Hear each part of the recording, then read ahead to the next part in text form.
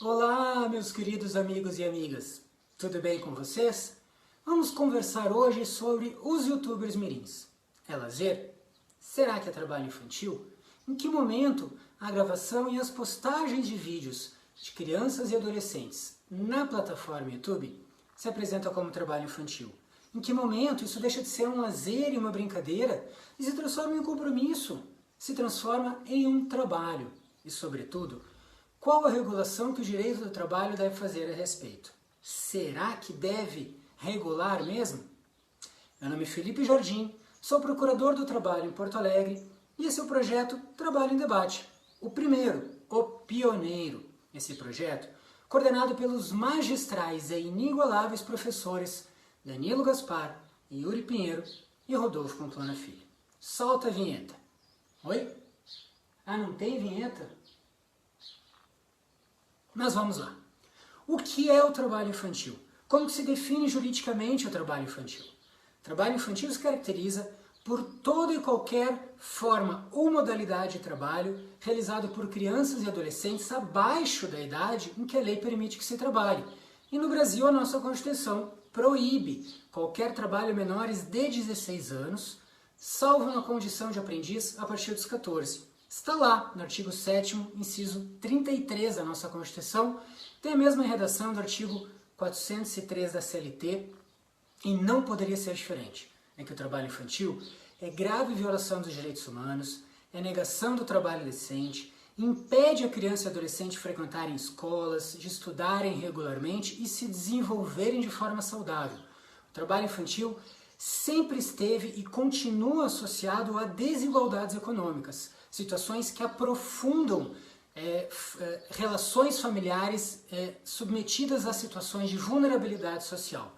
E é por isso que ele deve ser combatido e eliminado, porque viola o princípio da proteção da prioridade absoluta prevista na Constituição e também previsto no Estatuto da Criança e Adolescente, na Lei 8.069 de 90.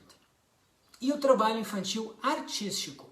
Bem, o trabalho infantil artístico se define, no seu conceito mais tradicional, como aquela atividade de natureza artística que é desenvolvida por crianças e adolescentes nos palcos, teatros, circos, televisão, nas passarelas ou até mesmo nos meios de publicidade e propaganda.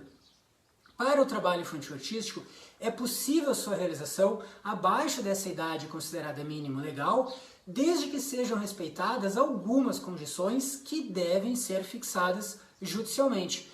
É exatamente isso que diz a Convenção 138 da OIT, ratificada pelo Brasil, e que permite, a Convenção prevê a possibilidade de permissão individual para crianças e adolescentes participarem de representações artísticas. É o artigo 8.1 da Convenção 138. Esse artigo, inclusive, está de acordo com o princípio da livre expressão artística, também previsto na nossa Constituição, no artigo 5º, inciso 9º, e também tem lá uma disposição no ECA, artigo 16, inciso 2. Muito bem, e onde que entram os youtubers mirins?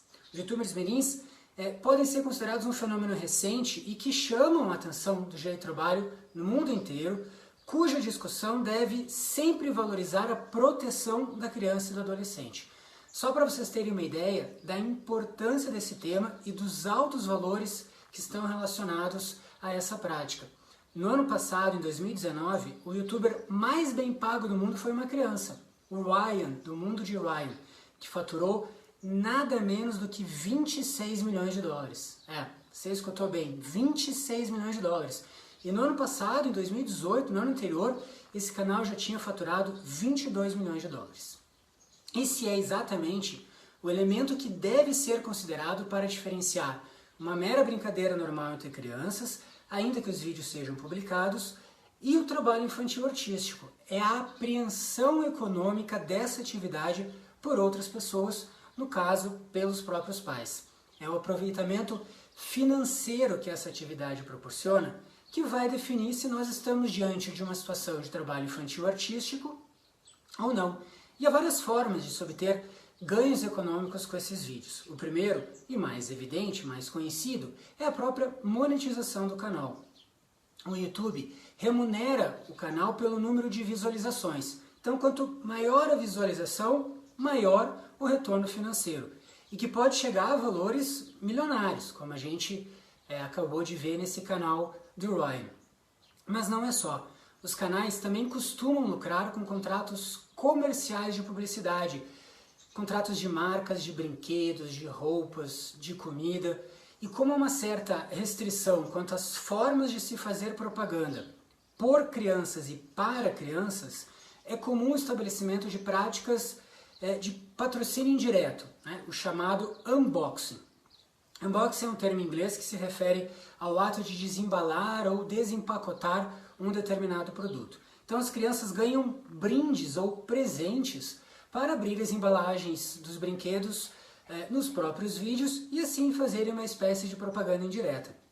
E na maior parte dos casos há contratos comerciais estabelecendo inclusive pagamentos para essa prática do unboxing e a periodicidade de se fazer.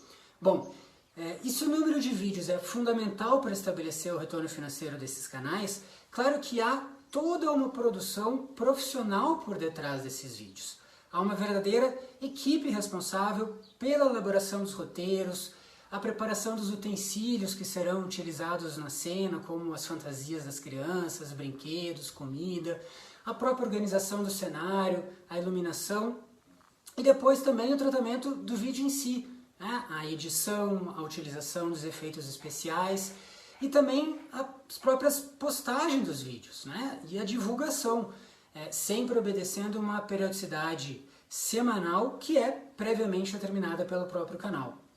Ora, e se essa atividade econômica organizada profissionalmente, nós estamos diante na própria definição de empresário do artigo 966 do Código Civil, ou seja, reunindo todos esses elementos, a organização profissional mais o retorno financeiro, essas circunstâncias afastam a ideia de ser uma mera brincadeira e se transformam como um trabalho qualquer outro, com obrigações, com compromissos, inclusive com contratos comerciais.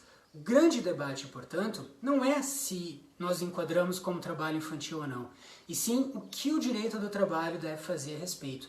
Como os órgãos do sistema de justiça, o judiciário, o Ministério Público ou o Ministério Público do Trabalho deve atuar. Em primeiro lugar, é preciso dizer que é preciso atuar em direção de uma autorização judicial, até porque é uma exigência legal. A competência, nesse caso, para as autorizações judiciais, não é do Justiça do Trabalho, por incrível que pareça, a competência é da Justiça Comum.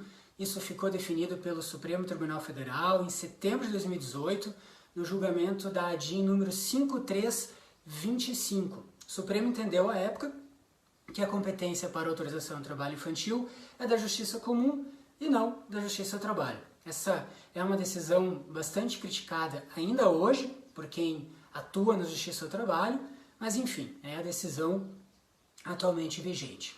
E o mais importante, na verdade, é que essa autorização contemple determinadas regras e condições para que esse trabalho possa ser realizado sempre tendo foco a proteção da criança e do adolescente. Então, é necessário prever limites de horário para as gravações, né? Permitindo assim que as crianças possam frequentar regularmente as escolas, que também tenham tempo livre para serem crianças, para brincarem, para ter um tempo disponível para o lazer, para convivência familiar, convivência com outros amigos.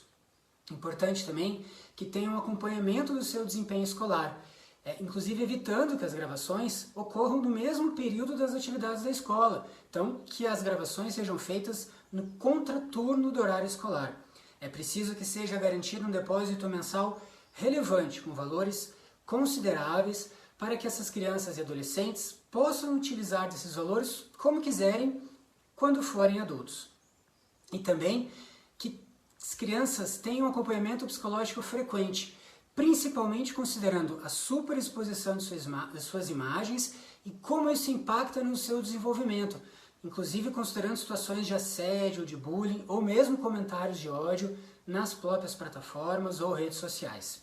Outro ponto também muito importante nessa discussão é como garantir a essas crianças e adolescentes o chamado direito ao esquecimento.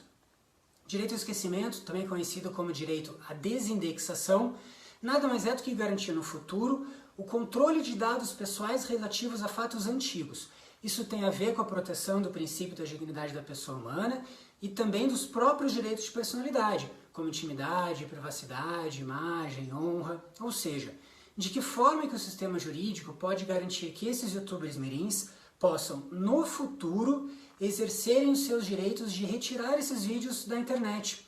Pode ser que no futuro, por questões pessoais ou íntimas, ou mesmo profissionais, não importa o motivo, eles não queiram mais ter suas imagens vinculadas a esses canais. Esse é um tema muito delicado e complexo e exige que hoje sejam tomadas medidas em face das plataformas para que se garanta o exercício desse direito lá no futuro. Uma das formas, embora não seja a solução definitiva, é evitar que se faça download desses vídeos.